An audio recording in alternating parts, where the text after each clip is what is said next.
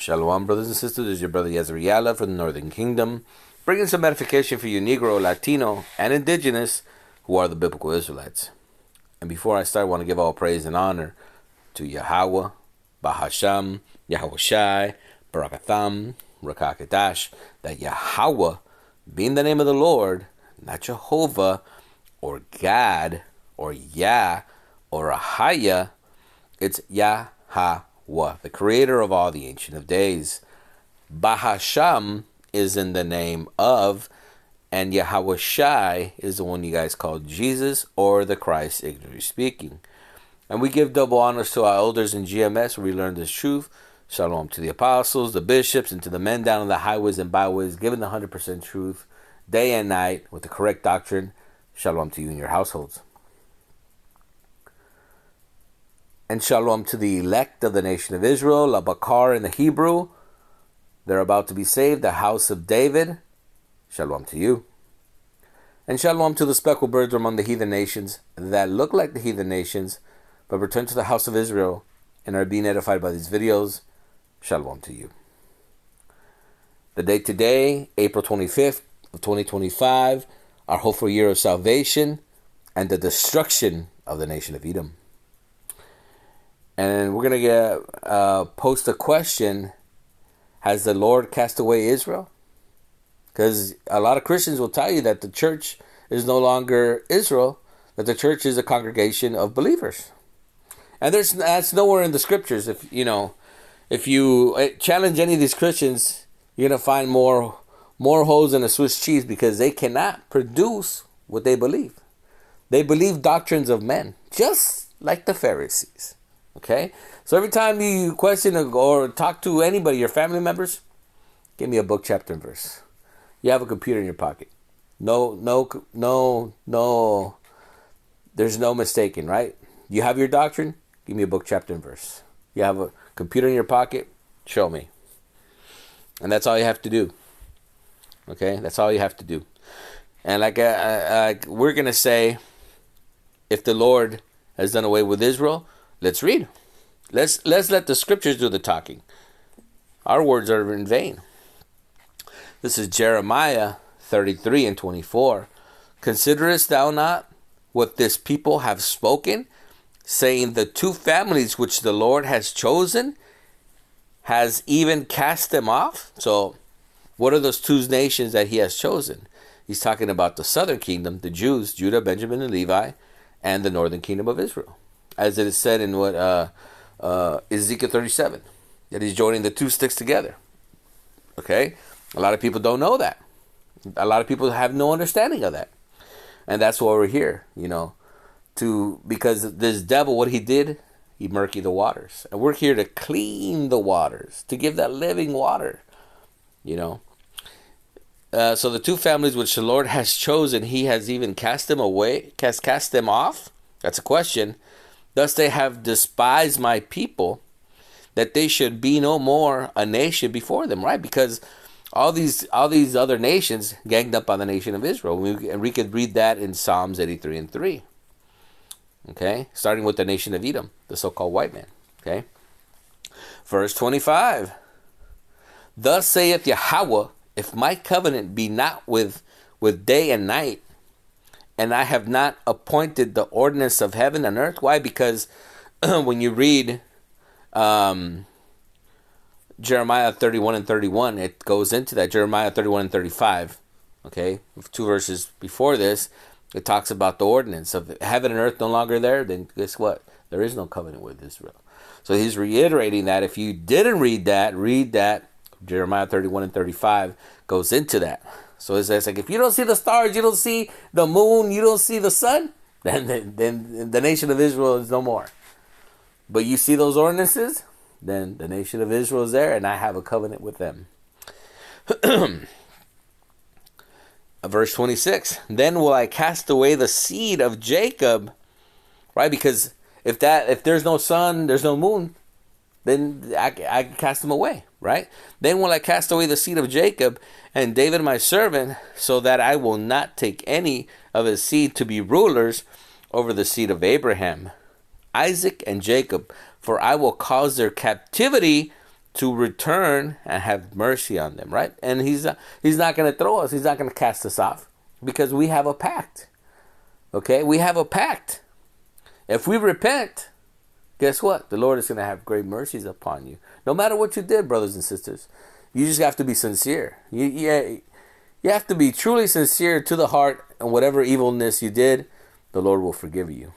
I'm not saying you're not going to have to pay for it, but first and foremost, you have to repent. Okay? And the Lord will have mercies upon you. That's the beautiful part of what the Messiah did for us. If not, under the law, you would be stoned, you would be put to death, and there would be no, there's no coming back from that. Because Yahweh did that ultimate sacrifice, is that we have that great mercies. Okay? That a lot of people are taking advantage of grace. Okay? And grace is about to run out for a lot of people. But now, we just read this out of the so-called Old Testament, because a lot of people, I'm a Christian and I only believe in the New Testament, brother. And that's laughable, because you have to believe in the whole Bible. And these people read half a book and don't understand anything. But let's go out of the New Testament and read out of Paul's own mouth what he says. Romans 11:1, I say then, has God cast away his people? God forbid, for I am an Israelite of the seed of Abraham, of the tribe of Benjamin, by Yam. So he's an Israelite, because a lot of people think, oh, he's a Roman and he converted to being a Christian. Absolutely not. Paul has and always will be a Jew. Okay? There's no such thing as Christianity. That's made up. God had cast away his people, which he foreknew. God has not cast away his people, which he foreknew. What the scriptures say of Elias, right? Because Elias, in the time of Elias, they had killed all the prophets, and he was the last one there. And he told the Lord, man, that's it. It's only me. But look at what the Lord's going to say. How he make an intercession to God against Israel, right? Because Israel was going off. They're always been a rebellious people. Remember, they're guilty of killing the prophets. That blood is upon the nation of Israel. Okay? Lord, they have killed the prophets and dig down the altars, and I am left alone, and they have seeked my life. And really, when you're in this truth, you seem like you're alone, man. You start getting depressed sometimes, but the Lord is never going to just put all this burden on one man. He's putting it on all these men. We're on the shoulders of our teachers, and they're on the shoulders of their teachers. We've come in the middle of great men doing great labors, man. So this is not of what one person can do. This is what a whole nation is doing. Okay? We've been battling wars from the foundation of the earth. We're the sons of the light, brothers and sisters. You have to understand who we really are. That's a powerful title. We have to live up to that. That's the important part. We have to live up. What did the Messiah say? Doesn't it say in your law that ye are gods? So act like it. We're going to be leading armies, nations. Okay? Verse 4. But saith the answered of God unto him, I have reserved to myself 7,000 men. And it's not that there's actual 7,000 men. It's just the number of perfection, right? Because that represents really the 144,000 that the Lord is about to activate. So at that time, there's still 7,000 men that what? Who have not bowed the knee to the image of Baal. Who have not what?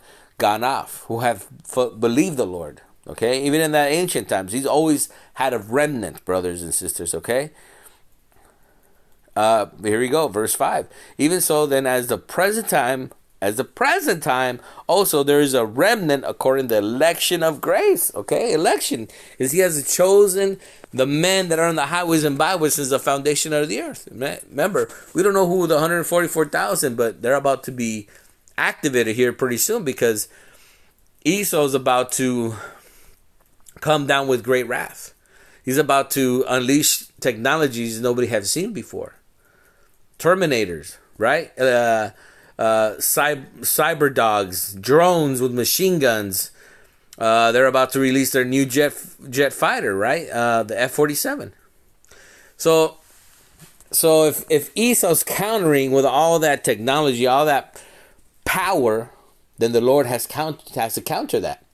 So he's going to activate the 144,000 and give spiritual power. And that's when we're going to be gods again, brothers and sisters. Receive those new bodies that nothing in this world could touch you. They cannot be destroyed. And that's going to be a beautiful thing, because all these nations are going to know on that day who is the nation of Israel and who the Lord loves. Okay? So that's what's coming, brothers and sisters. Prepare yourself for the election, or are about to receive this. The true election of the first fruits are about to be shown, and the world is going to see them. Okay? Because what we say, the hell of what we say, the Lord is about to manifest these things. Okay? So when we have faith that we might be of those elect. There's nothing wrong in saying, I'm not going to be like these Christians that say, I'm already saved. Yo, that's vanity upon vanity, man. These people are proud saying they're already saved. And you ask them, what are they saved from? And they have no idea. No idea. But that's the point, brothers and sisters. The Lord is always going to choose the nation of Israel when it's all said and done. And he's going to have mercy upon the nation. So repent, for the kingdom of heaven is at hand. Call halal Yahweh Ba'Shem Yahushai. Barakatham. Rakah Kedash, and he that have ears, let him hear. Shalom.